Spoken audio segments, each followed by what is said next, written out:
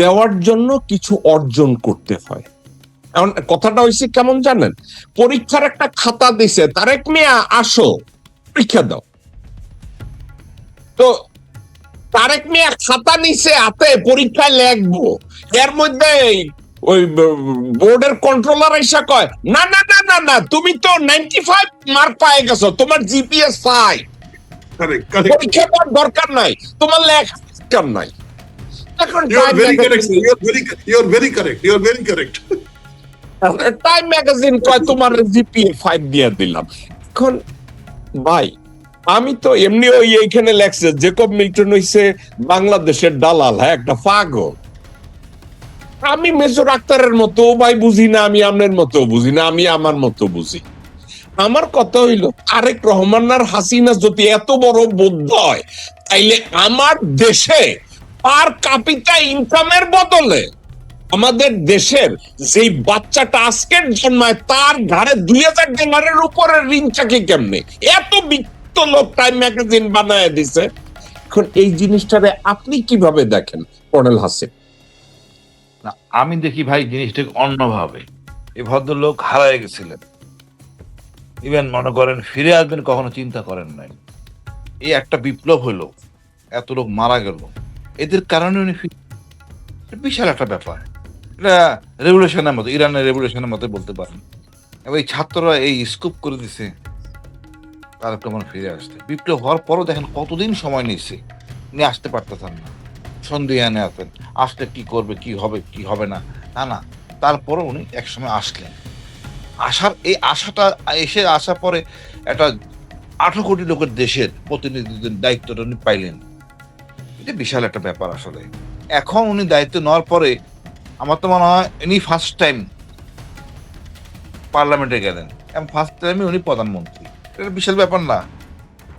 এইসব দিক দিয়ে কি মনে করেন 18 কোটি লোকের মধ্যে ইনি আসলে নবিশ পার্লামেন্টে।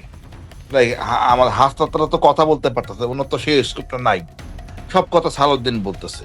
আমার মনে হয় এইসব দিক বিবেচনা করে বিএনপির মতো একটা বড় দল এত হতাশা, এত ব্যতিক্রম, এগুলি ম্যানেজ করা জন্য হয়তো তাকে নিচ্ছে। তার অনেক কিছু করার আছে, কতটুকু করবে আমি জানি না। ইতিমধ্যে যা ড্যামেজ হয়েছে বিএনপি, এটা রিকভার করতে পারলেও কত পূর্ণাঙ্গ করতে পারবেন কিনা আমার যথেষ্ট সন্দেহ আছে। তারপরে মনে করি উনি ফিরে আসবেন, ওনার মা বাবা দুইজনের সন্তান, বিশাল ব্যাপার। খালেদা জিয়ার সন্তান, তার কাছে তো চাওয়া পাওয়া পুরো বিশ্বের অনেক কিছু, আমরা ছাড়াও। তো আমরা সেদিকে বসে আছি, সেদিক বিবেচনা করে ওনাকে এইভাবে করছেন। উনি যতটা না মানে এখন তো আসলে সবখানে মানে কোনো দিক আপনি স্বয়ংসম্পূর্ণ পাবেন না, ব্যাংক থেকে শুরু করে সবখানে negative.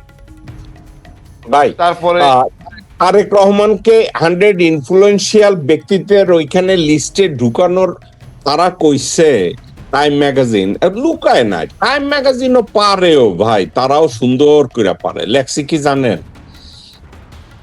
rewind just a few months and Tariq Rahman was living a carefree life of exile in leafy southwest London. But the 2024 ousting of Bangladesh autocratic ruler Hasina Sheikh propelled the 57 years old, says icon. এখানে আমি একটু ব্যাখ্যা করতে চাই। বাংলাদেশে icon হইতে গেলে আপনার বাপের নাম শেখ মুজিব হইতে হইব। বাংলাদেশে আইকন হইতে গেলে আপনার বাপের নাম জিয়া হইতে হইব। আর নিদের পক্ষে ওইটা অন আর না অন, অমিত শাহের ধুতির মধ্যে মাথাটা ঢুকাই আপনার নাম হইতে হইব আমির খসরু মাহমুদ চৌধুরী। এইটা হইলে আপনি আইকন হয়ে গেছেন। আদারওয়াইজ কিশোরগঞ্জে জন্মাইতে হইব, বাপের কবর খুঁজতে হইব, ঢাকায় কোন রকম শাহজাহানপুরে আইসা আইডিয়াল স্কুলে পুরি বিক্রি করে দপ্তরের চাকরি নিবেন, পরে নাম লাগাই দিবেন মির্জা, তাইলেই আপনি আইকন হয়ে যাবেন। বাস্তব কথা, আপনি আমার কথা বিশ্বাস করেন না আসেন ভাই, একটা জিজ্ঞাসা করেন। একেবারে খালি বংশ পরিচয় টরিচয় কিচ্ছুর দরকার নাই, খালি কইবেন আমার নাম মির্জা। তা আবার কি মির্জা বানান করতে গেলে ওই না আবার একটা সমস্যা লাগে না? একটা হচ্ছে বর্গীয় জ, আর একটা হচ্ছে অন্তস্তীয় জ। আর মির্জা বানান আসলে কোনটা ওখানে কনফিউজড হয়ে যায়, তার ডাইনে বায়ে তাকায়, বুঝছে তাই কয় কি রে আমি কোনটা লেখলাম মির্জা, ওইটা বাদ দে, তোর বাপের নাম ছিল গোর্খ দোক রাজ্জাক, ওইটা লেখ। এখন বাংলাদেশের আইকন। আচ্ছা, তারেক রহমান লন্ডনে কেয়ার ফ্রি লাইফ ছিল, ওইখানে বসে সে বন্যামিটাও ঠিক মতো করছে, জীবনে কোনোদিন বাসে উঠে নাই, বাসের কয়েকটা ছবি উঠাইছে, তার একটা দামড়া আছে নাম সানি, আরে দিয়ে কইছে কয়েকটা ছবি তোলে, হেডারে পেপারে দিছে। তারেক রহমান কত তুলতুলে জীবন করছে, কিন্তু পরে হঠাৎ করে দেখি হের মামা শামীম ইস্কান্দার লন্ডন থেকে ওই যে এই লোকের নাম মনে আছে তো, এই লোকের কথা কি আপনাদের মনে আছে? প্রদীপ সরকার, হ্যাঁ, হালদার, পিকে হালদার, হ্যাঁ টাকা আর ইসালমের টাকা লইয়া আমাদের এই যে শামীম ইস্কান্দার, বেশি না 3 মিলিয়ন না 4 মিলিয়ন পাউন্ড লইয়া লন্ডনে যাই একখান বাড়িও কিনা দিছে, এবং এই বাড়িখানি উনি আসছিলেন এবং মজা করেই আসছিলেন। উনি আইকন হইল না তো, কইছে উনি আইকন। তারপরে লেখছে বাংলাদেশে আইসা উনি নির্বাচনে ল্যান্ডস্লাইড ভিক্টোরি, ভিক্টোরি যেটা ল্যান্ডস্লাইড, এটার আর আমার আর আপনার ব্যাখ্যা কি?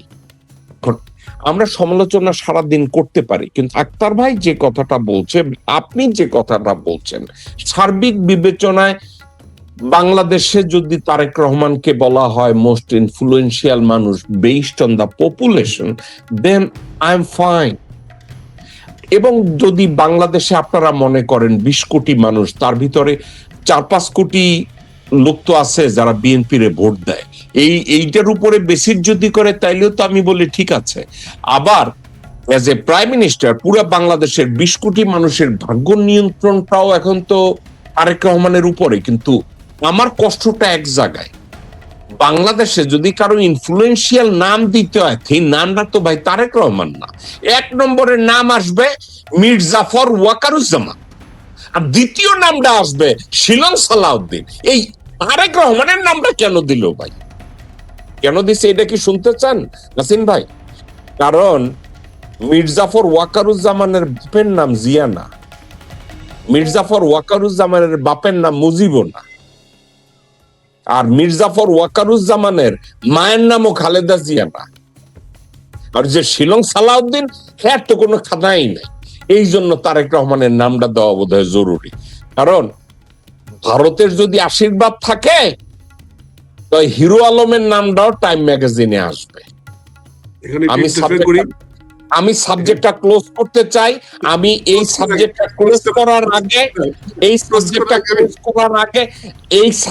ক্লোজ করার আগে আমি মেজর আক্তারকে ফেয়ার চান্স দিতে চাই, উনি আমার কথার উপরে যা বলতে চায়। না, আপনি রাইটলি বলেছেন, এবং ওয়াকারুজ্জামান এবং Salauddin is more justified to get it. They can have more influence.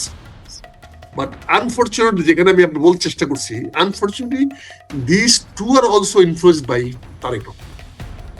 This Tareq Rahman also can influence them, and they don't have individual identity. আপনার জন্মানো উচিত ছিল ইরানে। এটা কি জানেন আপনার কেন ইরানে জন্মানো উচিত ছিল? ইরানের বিশাল পপুলেশন মনে করে আমাদের রাসূলে পাকরেও নাকি ইনফ্লুয়েন্স করছে হযরত আলী। ভাই এইসব গাঁজাখুরি কথা হিরো আলমরা বিশ্বাস করবে? এইসব গাঁজাখুরি কথা কি আমি আর আপনি বিশ্বাস করে লাভ আছে? এই জন্য তো বললাম যে ওয়াকারুজ্জামান তো এখন পর্যন্ত তারেক রহমানের সঙ্গে কোনো একটা বিষয়ে পয়েন্ট অফ ডিসপিউট করে নাই, আর এখন পর্যন্ত বাই জেস্টার সালাউদ্দিন তো তাকে ওবে করতেছে। আর আমার বন্ধু মোদি বা ইন্ডিয়াও তো এখনো ইনফ্লুয়েন্সড বাই তারেক রহমান। এই তিনটা ইকুয়েশনে তারেক রহমান পেয়ে যায়। I didn't like it, you don't like it. Colonel Hasin পছন্দ করে নাই, বিকজ আমি এই জন্য বলছি টু আর্লি। আমরা চাই তারেক রহমান ইনফ্লুয়েন্সিয়াল হোক, আমরা চাই তারেক রহমান রাইটলি ইনফ্লুয়েন্সিয়াল হোক, কিন্তু তার জন্য বাংলাদেশের মানুষের কিছু কাজ করতে হবে। এখন পর্যন্ত সে এমন কোনো কাজ করে নাই যে কাজগুলো হয়। আজকে Times of magazine has been challenged by with 3। আমরা কিন্তু 3 জন বাংলাদেশের মানুষ টাইমসের এটাকে চ্যালেঞ্জ করেছি। এটা টাইমসের গুরুত্বের সঙ্গে দেখা উচিত। টাইমসের বোঝা উচিত যে তাদের সিলেকশনটা জনগণের কাছে ভালোভাবে পৌঁছবে না। যদিও টাইমসের দর্শক বাংলাদেশে খুব কম, বাংলাদেশের টাইমস পড়ে না। টাইমস ম্যাগাজিনের নাম বোধহয় অনেকে জানে বাংলাদেশ টাইমস, বুঝছেন না? কাজে সেখানে এই বইটা এত ইনফ্লুয়েন্স করে না। হ্যাঁ, আপনি ভেরি কারেক্ট, ইন্ডিয়াতে ইনফ্লুয়েন্স করে এবং ইন্ডিয়ান এটাকে ইউজ করবে এবং ইন্ডিয়ান এটা ইউজ করে বিভিন্ন ডিলে, ইন্টারন্যাশনাল ডিলে বাংলাদেশকে একটা চাপে রাখার চেষ্টা করবে। তারা বলবে তোমাকে আমরা এটা দিয়েছি, এমনি নেয়, নট গুড, এমনি, এটার জন্য আমাদেরকে কিছু পে করতে হয়েছে, ফলে এটা তুমি রিটার্ন করো। যেটা নিয়ে আমাদের ব্রিগেডের হাসিনুর ফাইট করতেছে, এটা নিয়ে সে বলতেছে যে ইন্ডিয়ার ইনফ্লুয়েন্স থেকে বেরিয়ে আসতে হবে। He is very open about it. সে লুকায় চাপায় বলতেছে না, সে প্রকাশ্যে বলতেছে এবং এই ইস্যুটা নিয়ে সে ফাইট করতেছে। I do appreciate